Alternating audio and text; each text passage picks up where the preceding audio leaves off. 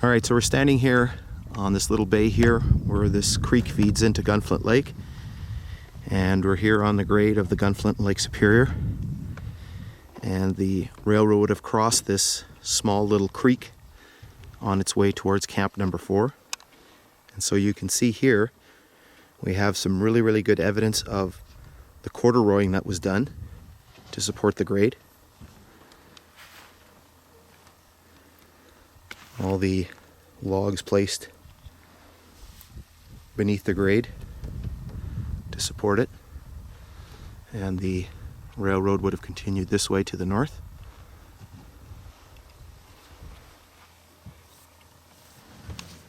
You can see some of the rock that was put in here as well. In the water you can see some of the very large logs that were used as pilings here, and as well as here as we kind of shoot into the sun. And then you can see more over here. You can see some of the crib work sticking up, and then you can see the crib work on the southern side. All right, so we're standing here on the grade of the Gunflint and Lake Superior. We're just to the east of Gunflint Lake. We're on this little creek here where the Gunflint and Lake Superior would have crossed over this little creek on a crib bridge. And so I'm standing here on what would be the southern abutment of the bridge crossing, and you can actually see some of the crib work from the bridge in front of me. And so I'm just going to come and wake my way down here a little bit so you can actually see the lake level is very low this year, and so you can see this crib work sticking out very well. You can see this, and actually in front of me here you can see some of the remains of the center span crib work that's kind of on a little reef out in the middle of the creek. And then so the crossing here probably would have been about maybe in the distance of about 50 feet or so. And so what we're going to do is we are going to continue working our way over to the south and continue following the grade. All right, so we're standing here in the middle of the channel. You can see more of the massive logs here. You can see the notches in the logs. And there's more right beside us here.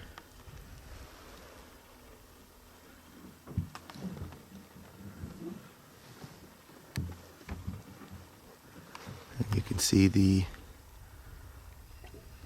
corduroying on the north side. So we're here on the Gunflint Lake Superior Railroad. We are parked in this creek, which is where the railroad would have crossed this little bay. And you can see here with the water level very low, you can see on this side remains of the northern side, the northern abutment. You can see corduroyed logs in the water. You can actually see here remains of some of the piles sticking out of the water.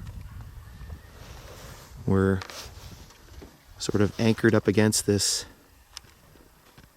little rock pile here, and you can see pieces of the bridge, what looks like crib work, sticking out of the water.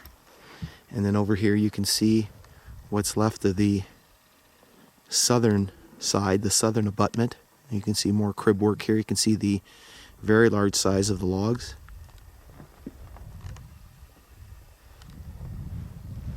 And what we're going to try to do is swing around the other side to get a little bit better look at the crib work on that side.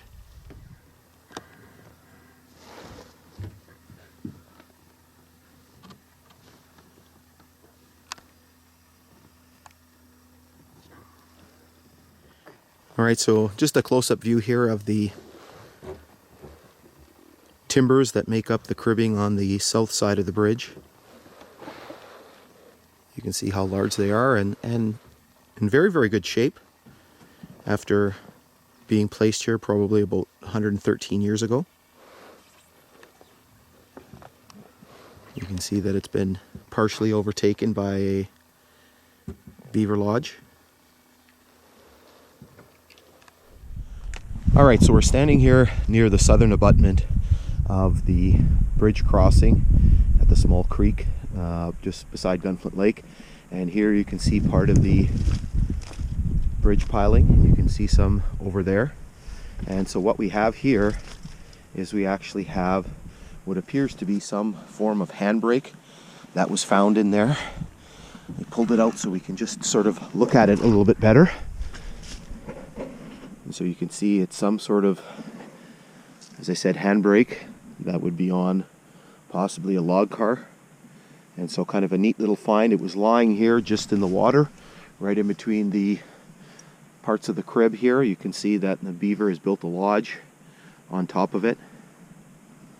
So it's quite an interesting little discovery. So we're still here on the railroad grade.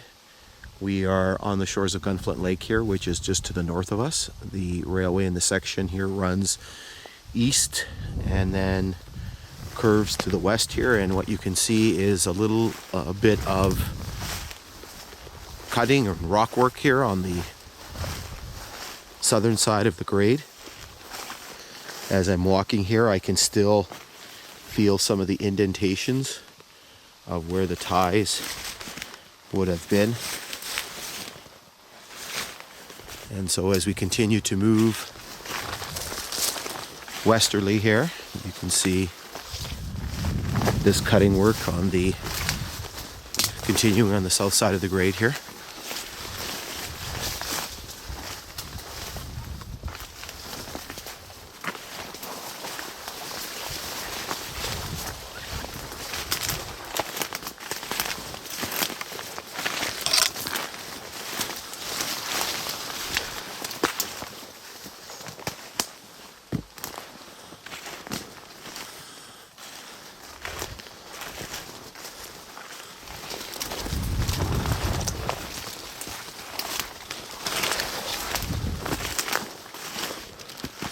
See, it's not particularly high. It's only maybe about 3 feet or 4 feet at the most.